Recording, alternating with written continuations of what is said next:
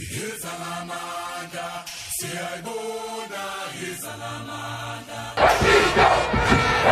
Izalamanda, siyayibona izalamanda. Uyayibona iPirates. Izalamanda, siyayibona izalamanda. Awabona amabhakabhaka. Izalamanda. Shoo! What a game! Yo. Hi, ladies and gentlemen. Welcome to CAF Champions League. Orlando Pirates fans, this is Champions League, guys. What an emotional roller coaster. Guys, image 90 minutes felt like image 2 days, you know. Guys, PSL need VAR or VAR. As in yesterday. If it wasn't for VAR, the score could have been 2-0 and unfairly so. Oh!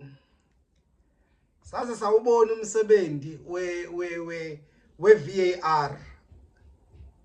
Ladies and gentlemen, this is the BigDaddy Football Corner. And we are here to break down the game between Orlando Pirates and Pyramids. CAF Champions League semi-final first leg. Game played at FNB Stadium, which was the home game of Orlando Pirates for this second leg. It's happening on Friday in Egypt. If you haven't subscribed to the BigDaddy Football Corner, please subscribe. And thank you to everyone that has subscribed. I've reached 1,000 followers. I really appreciate it, ladies and gentlemen. But wow! What a frustrating match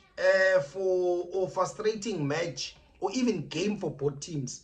And for Pyramids, the ball did not want to get into the net. Rightly so, you know, in the lows of the game. And for Orlando Pirates, just in the final third, it just did not happen. Nothing wanted to happen in the final third. It was very frustrating. Let's get into it, bafethu. You know, so and look in detail of my observation in the first half, in the second half, and then you can come in and share if there's anything that I've missed. So before the match, the news came out. When I looked at the traveling team for Pyramids, it came out that BigDaddy was not part of the traveling team to South Africa for Pyramids, and it's a guy that has already scored 5 goals in the CAF Champions League for Pyramids. And I knew that their front four won't be the same without him. And what a huge blow for Pyramids. But it was good for Orlando Pirates because their threat on the left-hand side was limited with him not being there. So we don't know whether in the second leg is going to be there because he is lethal. He is a problem. He is the magician in that particular match. I also watched Jose pre-match presser, you know, and what he said. He spoke about 2 things which I mentioned in my pre-match analysis in terms of Pyramids become the biggest test for Orlando Pirates in this match, as well as the danger that they have. Jose also spoke about the front four, which was the big danger for Pyramids in this particular. So he mentioned those 2 things. So when the lineup came up for Orlando Pirates, Jose surprised the entire Orlando Pirates fan base with going with a back 4. You know, and we all know Jose in this type of games, sometimes it does have that element of surprise. So if they have planned for a back 3, you know, they got surprised in this particular match. And I went on and I tweeted after I saw the lineup. I said, Jose has made the call. He has chosen his poison for this particular game. He wanted to go for the kill in the first leg. He wanted to attack them and go get the goals that are required, you know, before they go to Egypt. He did not want to respect them, the fact that they've scored so many goals. He did not want to fear them, you know, and he was just, he played his best attacking 11, you know, in this particular match. But my only one that I was worried that we all as Orlando Pirates supporters have is that when we play a back 4, we are going to be going in transition because of our rest defense.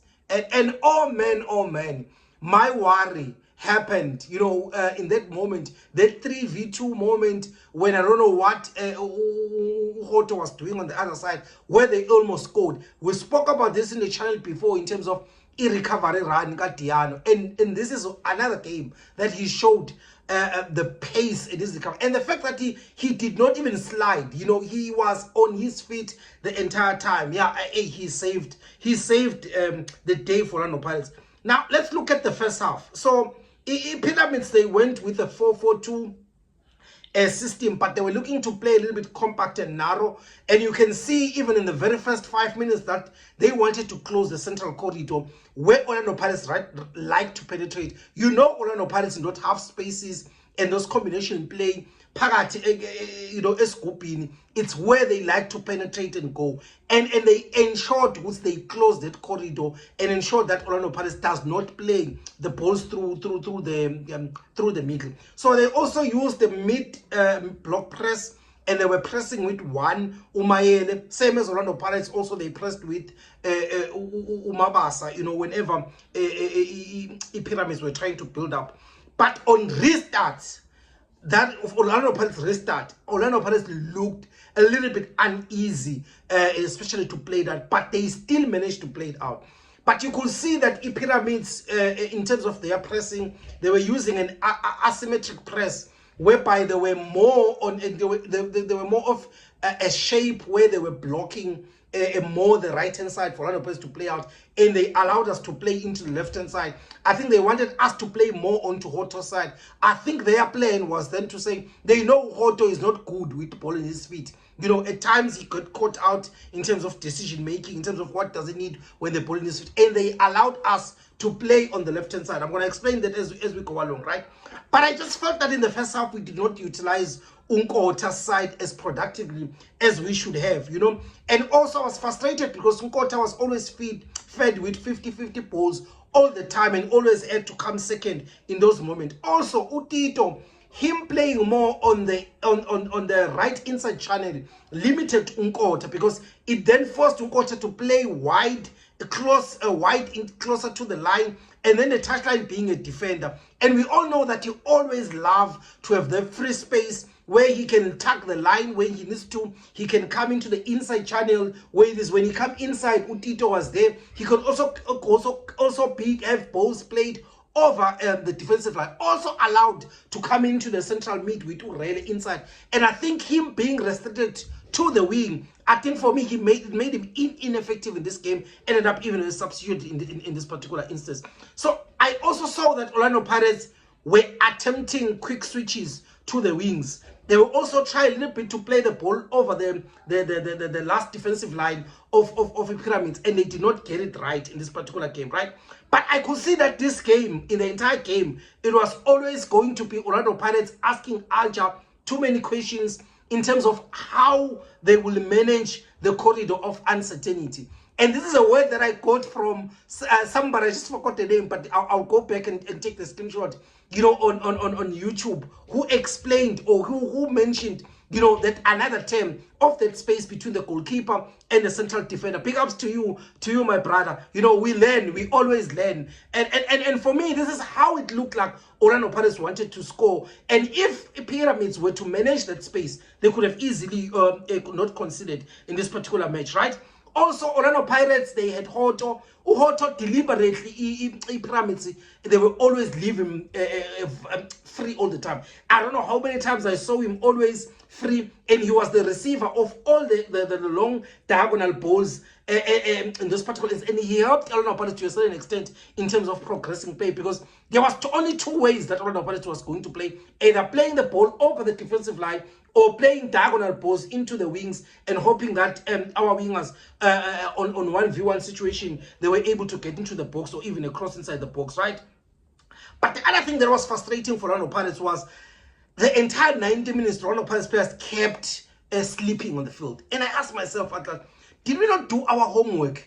Because this is our home game. We know we've watered the pitch. If we watered the pitch, do you not get the right boots for this post? I don't know how many times Orlando Pirates players fell onto the pitch. I don't know what's going on. And this has been happening for a while. Remember the game against Sundowns, Loftus, even though Sundowns is the one that actually that actually made us Orlando Pirates even the way it was in the first leg. But even in the match that we played at FNB, we also fell a couple of times. In the Chiefs match as well, remember doing all the Santos match as well. I'm really surprised about that. I don't know. Orlando Pirates need to sort out that particular part, because when we water the field, surely our players has been told that's the case, and they must have the right boots for this particular game. But the spaces that I talked about in my PreMatch analysis in the red zone, they keep it appearing and going, but it looked like they worked on it, but the spaces were there.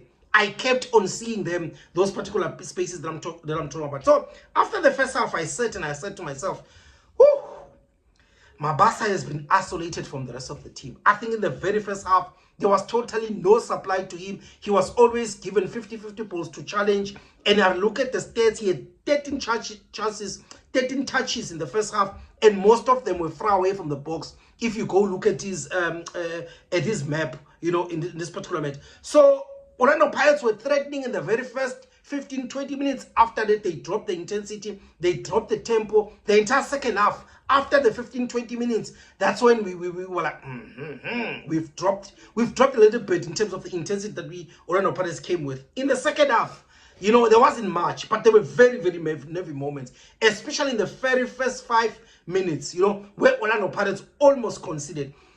I wasn't happy at all about the chances that we gave to this particular team. The one that we gave them, the cross that bounced in front of China, the header that Umayele could have easily scored, in this particular match. Also, the goal we conceded, the ball over Lokuzan, Umbogazi. Also, the other goal as well, that obviously VAR ended up saying it was played by the head. Also, in terms of how we defended in that box and in that corner kick, it is a very, very, very worrying moment, right? But then again, Orlando Pirates attackers, guys, in this particular game, Mabasa, Rele, Nkota, Tito, I think in this particular game, they were just not at their best. And we all know if they're not in their best, Orlando Pirates is going to struggle, especially in the final third. They were always taking the wrong decision in the final third.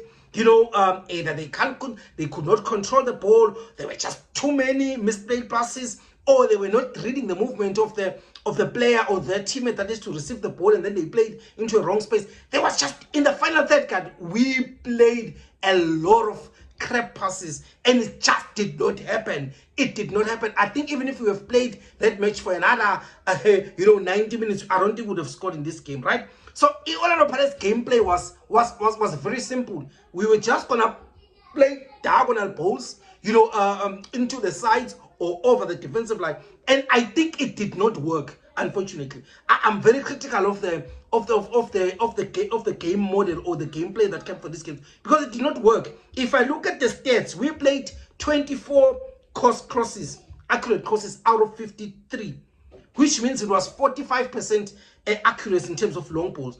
Also, our aerial duels were very, very poor, as well. I think out of 21, we only won 8. That's 38%.